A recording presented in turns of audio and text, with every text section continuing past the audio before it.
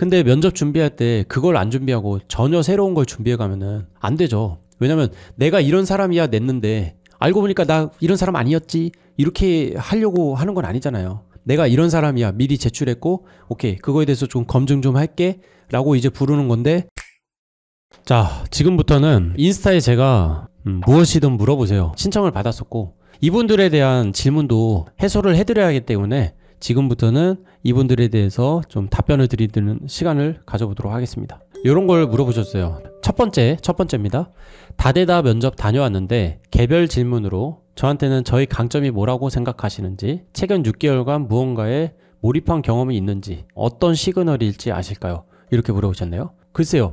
일단은 강점을 물어봤고 6개월간 몰입한 경험이 있는지, 제가 그냥 감히 추측하건데 이거를 물어보신 분께서는 여기서 이제 뭔가 긍정의 시그널을 느끼신 건가? 그래서 물어보시는 건가 싶어요. 최근 6개월간 몰입한 경험은 취준뿐인데 그걸 물어보신 건가? 그냥 제가 말씀을 드리자면은 그냥 어떠한 시그널이 있다라고 좀 판단은 안 됩니다. 강점의 경우에는 많이 물어보고요. 그다음에 6개월간 무언가에 몰입한 경험이 있는지, 이거는 그냥 질문 중에 하나인데 그냥 개별 질문으로 활용을 하실 것 같아요. 특별한 시그널이 있을 것 같지는 않습니다. 그리고 강점을 물어보는 경우에는 강점이 잘 드러나지 않을 때 물어본다고 저는 생각을 하거든요. 뭐 자기소개 때 내 강점을 드러내지 않았다든지, 아니면은 이력서나 자기소개서를 봐도 강점이 뚜렷하게 어떤 건지 보이지가 않을 때 이런 질문을 하지 않을까, 저는 그렇게 생각을 합니다. 그래서 시그널, 글쎄요, 긍정의 시그널인지 부정의 시그널인지는 알기가 좀 어려울 것 같습니다. 3개월의 짧은 중소기업 경험을 안 좋게 볼까봐 무서워요. 아, 무서우시죠? 네. 근데 안 좋게 볼 가능성이 높죠. 그게 만약에 인턴이나 현장 실습 경험이나 계약직이었다 하면은 괜찮아요. 그걸로 말씀을 드리면 되거든요. 그래서 그 기간을 정해놓은 계약직인지, 아니면은 내가 진짜 정규직으로 다니다가 3개월만 다녔다라고 한다면은 아까처럼 이걸 숨길 것 같아요.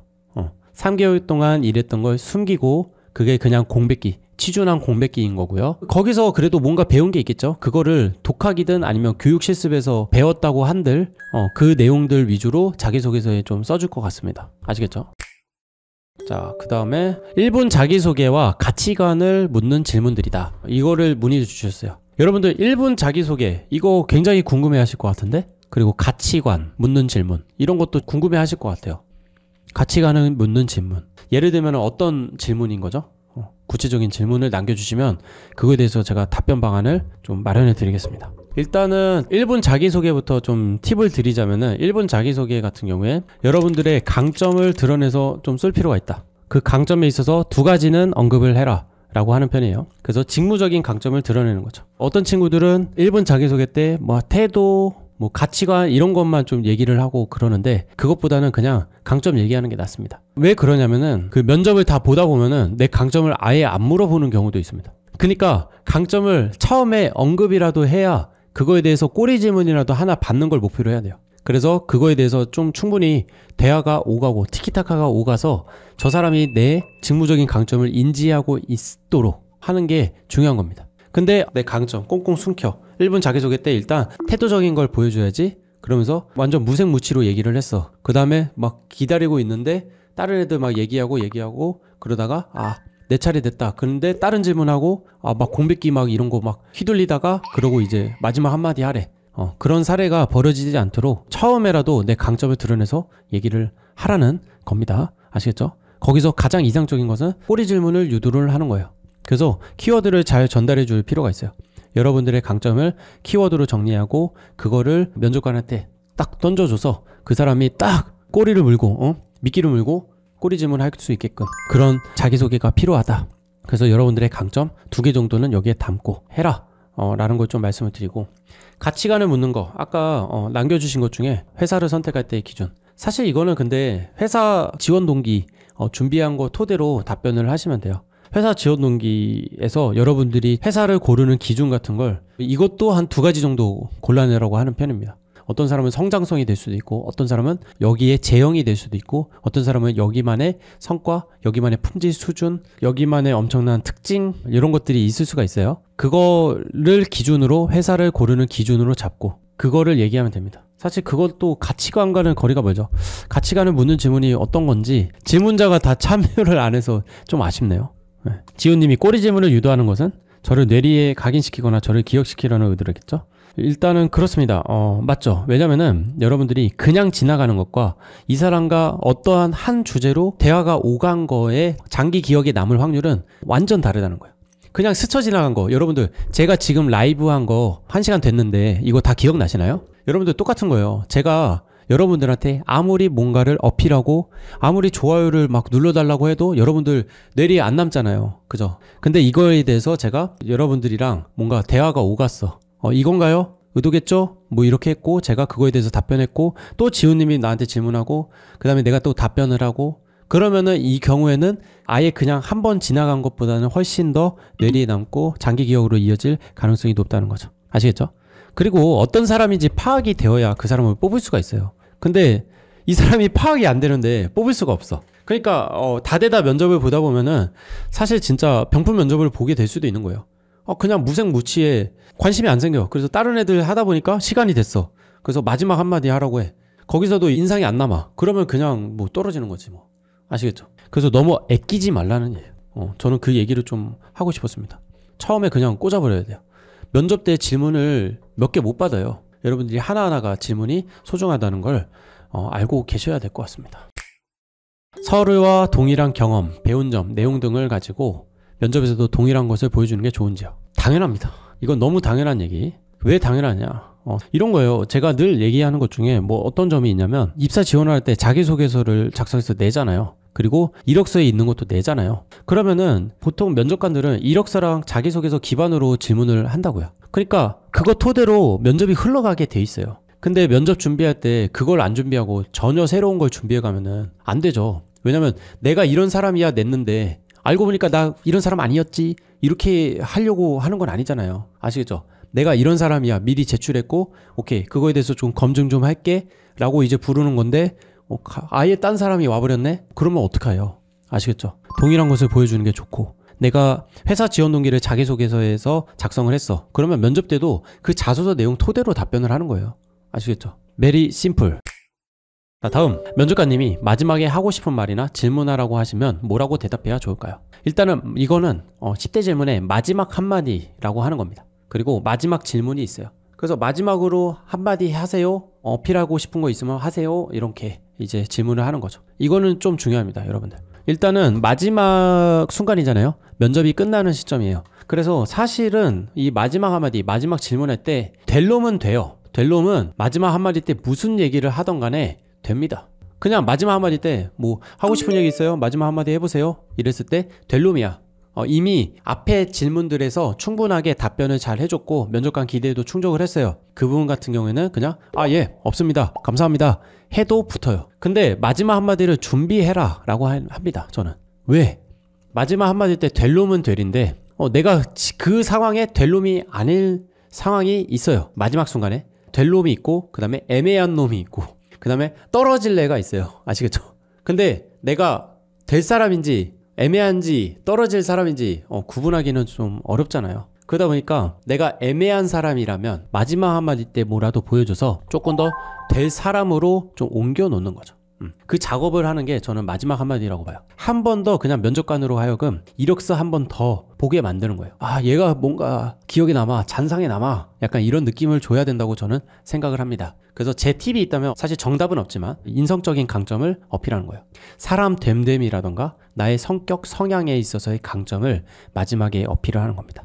그래서 내가 이런 사람이다 라고 하는 걸 강조하면서 이 직무에 가서도 이런 성향, 이런 강점을 통해서 어떻게 임하겠다 라고 하는 다짐까지 보여주고 끝내는 게 제일 좋다라고 말씀을 드리고요. 물론 제가 컨설팅을 하게 되면은 그 친구의 성향과 성격에 맞게 그리고 실제로 보게 되잖아요. 컨설팅을 할 때 이거 진짜 잘 먹히겠다. 그리고 이 친구랑 4시간 동안 대화하면서 뭔가 재밌는 표현이 있었거나 이 사람만의 언어가 있으면은 단어가 있으면 키워드가 있거나 하면은 그거를 적용시켜서 마지막 한마디를 만들어주기도 합니다. 그렇게 했을 때 실제로 효과가 있었던 적도 있고요. 네. 마지막 한마디 때 했을 때 딱 면접관들이 허허허허 깔깔깔 그 정도까지는 안 해도 돼.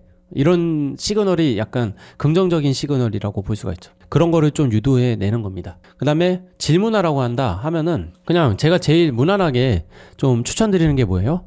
입사 전까지 어떤 점을 보완해 오면 좋을지, 뭔가를 공부하면 좋을지, 어떤 걸 준비하면 좋을지, 어떤 걸 공부하면 좋을지, 뭐 이런 거에 대해서 제가 질문을 하라고 보통 말씀을 드립니다. 그거 토대로 좀 준비해 가는 걸 좀 추천을 드리고요. 어떤 경우에는 회사에 대해서 궁금한 거 있냐? 이렇게 물어보기도 해요. 마지막으로 질문 있냐? 하는 거는 이 면접에 끝나는 시점에서 이 면접이나 뭐 앞으로의 생활이나 이런 거에 있어서 궁금한 게 있냐라는 걸 물어보는 걸 수가 있는데요. 이 회사에 대해서 궁금한 점이 있냐라고 하는 거는 이 회사에 대한 관심도까지도 볼 수 있다고 생각을 해요. 그래서 이 회사의 뭐 최근 트렌드나 이슈나 뭐 이런 것들에 대해서 어느 정도는 공부해 가고 좀 그거에 있어서도 근데 좀 라이트하게 물어보시길 바랍니다. 아시겠죠?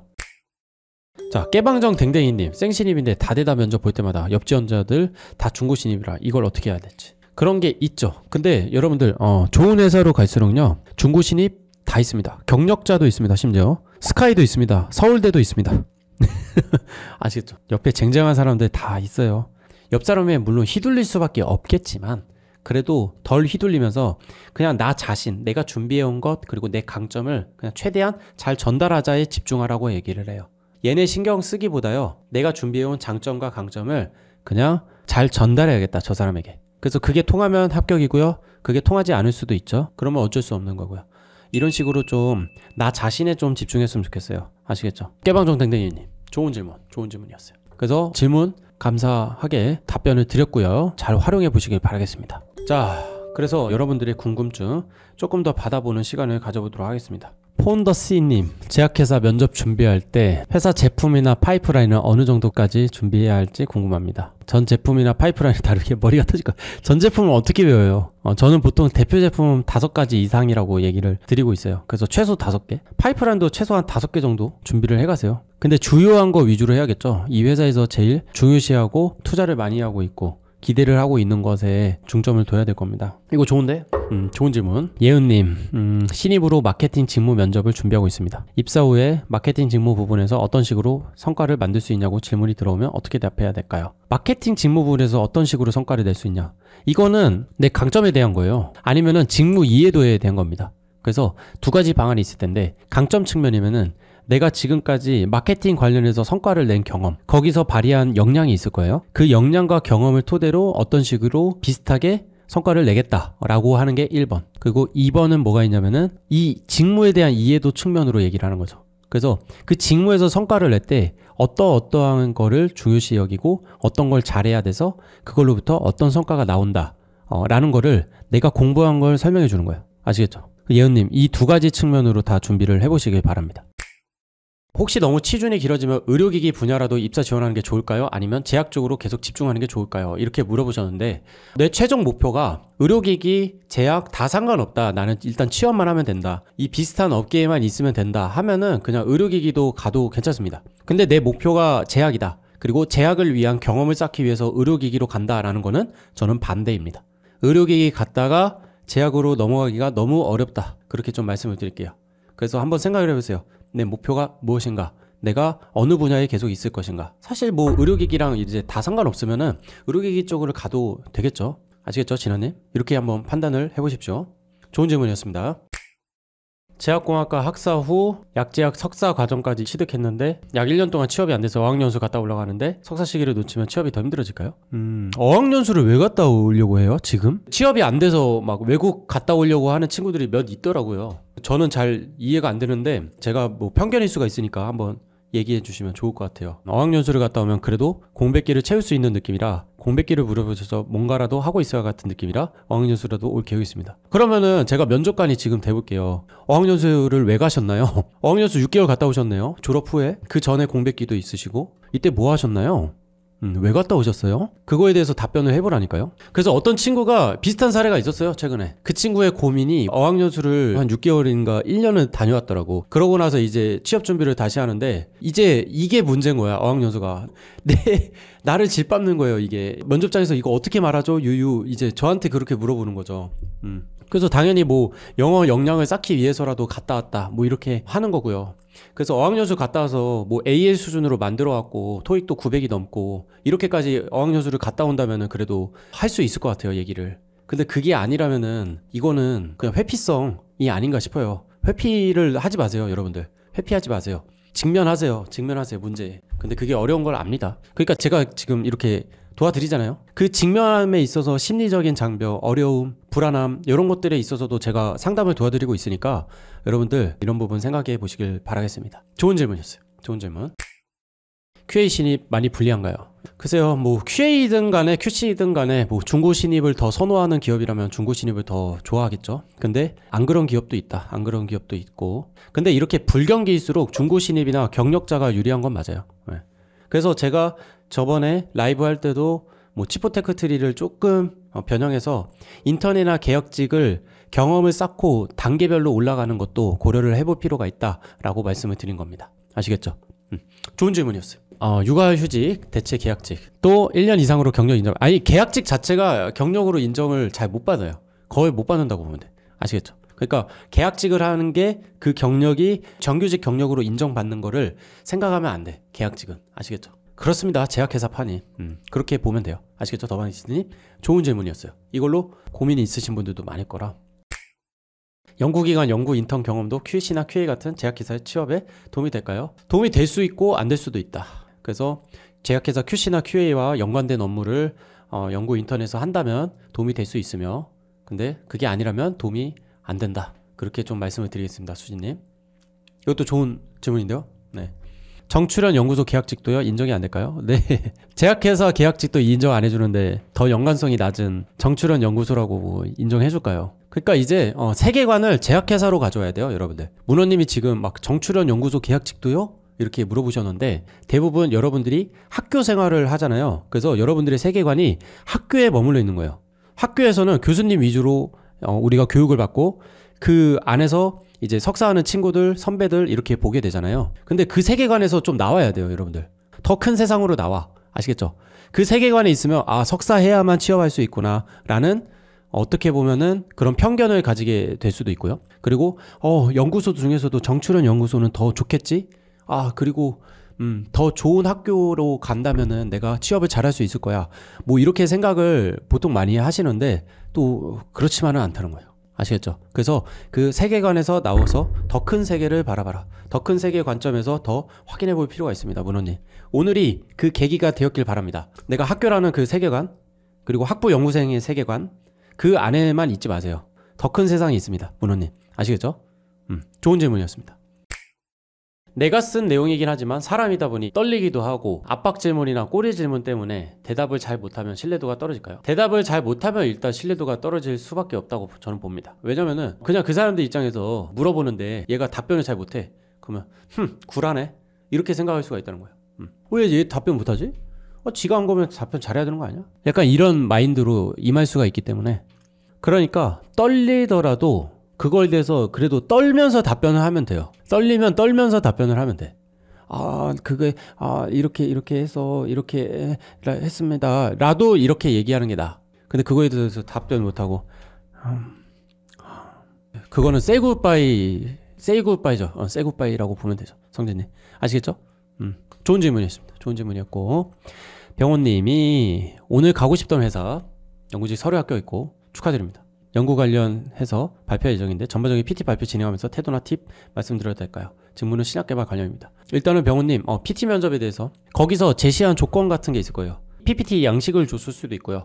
아니면 이 내용을 위주로 해라. 그리고 분량을 제시해 줬을 수도 있고요. 그거에 철저히 맞춰야 된다고 봅니다. 그 제시한 조건을 일단 철저히 잘 맞추세요. 그리고 두 번째는 병원님이 한 연구 주제가 이 직무랑 연관성이 얼마나 있는지 좀 생각을 해보셔야 되는데, 그분들 입장에서는 그래서 너가 어디에 쓰일 수 있지? 우리 직무에 어떤 기여를 할 수 있을지가 궁금하거든요.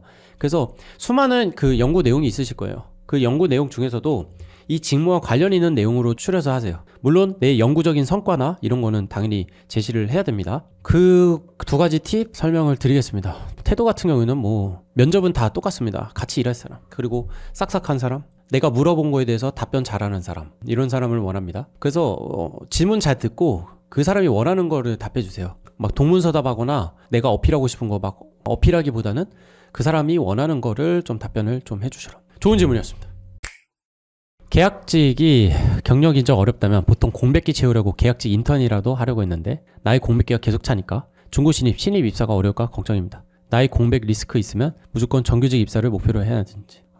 저는 꼭 그렇지만은 않은 것 같아요. 네. 계약직 그 해당 직무의 인턴 계약직 경험은 그것만큼 공백기를 잘 채우는 건 없다고 봐요. 아시겠죠? 그리고 그게 메리트가 되어서 사업이 더 잘 되게 되거든요. 확실히. 그래서 계약직 인턴을 하시면서 정규직도 계속 지원하고 이렇게 하시길 바랍니다. 좋은 질문이었습니다. 끼리콘님, 케미컬 제약회사에서 2년 이상 근무한 경험이 있는데 바이오로 이직이 가능할까요? 중구시 또 고려하고 있습니다. 저는 가능하다고 봐요. 가능한데 면접 때 이제 왜 바이오로 옮기려고 하냐? 이 질문이 있겠죠. 그냥 저는 케미컬에서 바이오는 간단한 것 같아. 그 바이오 약품의 비전과 이런 것들을 얘기하는 게 저는 효과가 있다고 봐요. 바이오 약품의 비전과 그리고 내가 할 수 있겠다는 생각, 지금 시점이 옮겨야 되는 타이밍이라고 봤다. 이런 뉘앙스로 좀 얘기하길 바랍니다. 근데 반대일 때가 어려운 거야. 반대일 때가. 바이오에서 케미컬 갈 때가. 끼리코님, 이렇게 생각을 해보세요. 좋은 질문.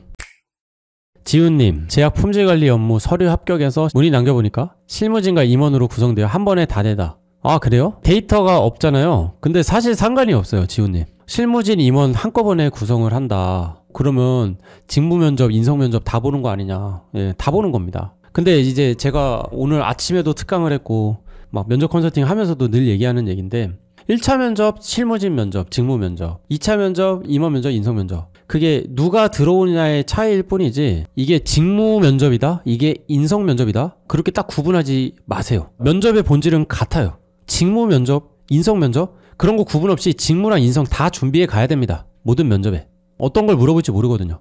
그러니까 거기서 동시에 이루어지는 거죠. 임원분이 궁금한 거 그리고 실무진이 궁금한 거 물어보게 될 겁니다.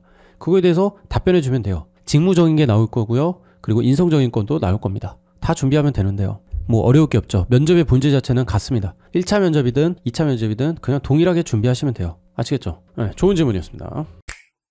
샤인제니님, 신입 공고가 뜨는 곳 모두 서류는 넣고 있는데 벤처에서만 연락이 오네요. 벤처에 들어가서 경력을 쌓고 이직하는 게 좋을까요? 아니면 불경기라도 계속 원하는 회사가 될 때까지 지원을 해봐야 할까요? 일단은 모두 서류를 넣고 있는 점 아주 잘하셨습니다. 근데 벤처에서만 연락이 온다. 그러면은 제가 예전에도 좀 얘기를 드렸는데 일단은 내가 원하는 직무인지가 중요해요. 그리고 그 직무 경험, 벤처에서의 경험이 내가 이직할 때 도움이 될 경험인지 판단을 해야 돼요. 그거를 알아봐야 되는 거예요. 아시겠죠? 그걸 확인하고 도움이 된다 하면은 벤처부터 가도 돼요. 근데 안 된다라는 판단이 들면은 안 가는 거예요. 아시겠죠? 샤인제니님, 이런 식으로 구분을 해보시길 바랍니다. 이것도 좋은데? 좋은 질문. 아, 준수님, 바이지 수강하면서 나온 내용 직무 면접에서 나와서 잘 대답했습니다. 다음 주 최종 면접인데 잘 되면 좋겠네요. 아이고, 다음 주 최종 면접이에요. 네. 최종 면접 앞두시고 또 저한테 궁금한 거 있으면 카톡 채널로 문의 주세요. 준수님. 최종 면접 앞두셨구나. 아, 축하드립니다. 1차 면접 잘 통과하셨네요. 잘하셨습니다. 아주 잘하셨어요. 그래도 진짜 바이지나 산마클이나 다 잘 뽑힌 것 같아요. 강의가.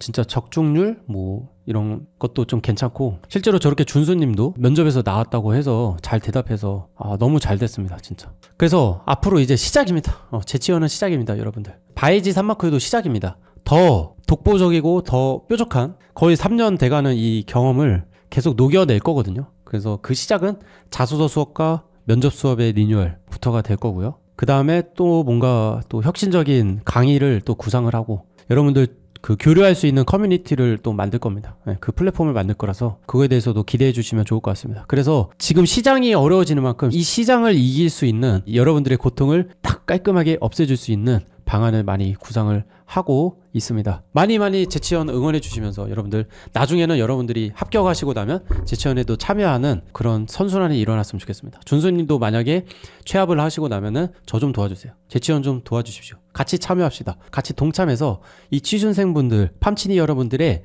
고통을 같이 없애주는데 일조하셨으면 좋겠습니다. 네, 저는 이런 사명까지 가지고 있고요. 붕바룽바님, 재치원 아웃풋으로 거듭나겠습니다. 붕바룽바님, 아이고 우리 붕바. 예, 지훈님, 예, 취업해서 도움 드리고 그리고 같이 만들어 갔으면 좋겠어요. 그래서 그런 기회를 제가 계속 만들어 나갈게요. 지금 보고 계신 분들 중에서도 최종 합격을 하거나 서류 합격, 뭐 최종 합격, 뭐 1차 면접 합격 하면은 그냥 일단 카톡 채널로 연락을 주세요. 팜치니 여러분들의 소식을 알려주세요. 사실 그 합격 소식만 알려주셔도 정말 도움이 많이 됩니다. 이게 통했구나. 저는 이 보람이 있어야 돼요. 그게 원동력입니다. 저의. 물론 그리고 합격 후기를 남겨주시면 너무너무 좋고요. 왜냐면 합격 후기를 남겨주시는 게 뭐 저한테도 좋지만 이 팜친이 여러분들한테도 다 좋아요. 그 후기 보면서 힘을 얻는 분들이 굉장히 많거든요. 와, 이렇게 해야 되는구나, 이랬구나 이 사람도. 그래서 생생한 후기일수록 여러분들의 디테일한 내용이 들어갈수록 막막하고 길을 잃은 팜친이 분들이 여러분들의 후기를 보고 힘을 얻게 됩니다. 와, 저도 이렇게 할 수 있을 것 같아요. 저한테 실제로 카톡 채널로 연락이 많이 옵니다. 이 후기 보다가 저도 할 수 있을까요? 해도 될까요? 할 수 있습니다. 할 수 있다고 저는 말씀을 드려요. 그 시발점은 그 후기들이에요. 여러분들이 남겨주시는 후기들. 그래서 여러분들이 합격을 하시고 후기를 남겨주시면 그 팜친이 분들에게 또 영감이 된다는 점, 그렇게 좀 생각을 해주시면 좋을 것 같습니다. 여러분들 고민이 있거나 뭐 막막한 거 있으면은 어떤 것이든 카톡 채널로 연락 주시면 제가 답변이 느리더라도 연락을 드리겠습니다. 여러분들이 일주일, 한 달, 뭐 6개월, 1년을 아껴드릴게요. 여러분들의 고통도 다 삭감을 해드리고, 그래서 취업으로 인한 고통이 없어지는 그날까지 라이브 계속 진행하도록 하겠습니다. 여러분들 고생 많으셨고요. 좋은 월요일 밤 되시길 바라겠습니다. 다음 주 라이브 방송에서 뵙겠습니다. 고생하셨습니다.